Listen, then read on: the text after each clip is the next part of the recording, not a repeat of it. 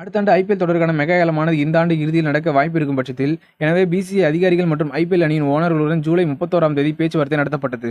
குறிப்பாக இதில் பல்வேறு விஷயங்கள் வெளிவந்திருக்கிறது. அதாவது இம்பாக்ட் விதியால் நாட்டிற்காக விளையாடும் இளம் வீரர்கள் ஆல்ரவுண்டர்களாக உருவாகும் வாய்ப்பு குறைவதாகவும் டெல்லி அணி தரப்பிலிருந்து கூறப்பட்டதாகவும் தகவல் வெளியாகி இருக்கிறது.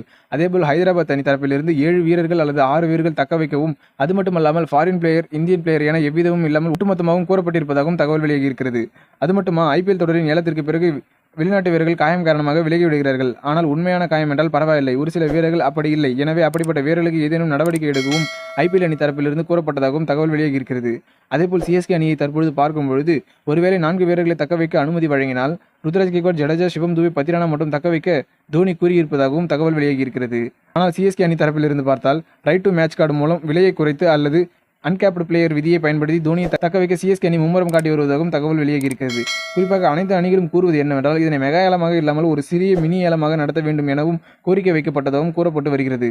மேலும் சில விஷயங்கள் ஆகஸ்ட் இறுதியில் தெரிய வரவும் வாய்ப்பு இருக்கிறது.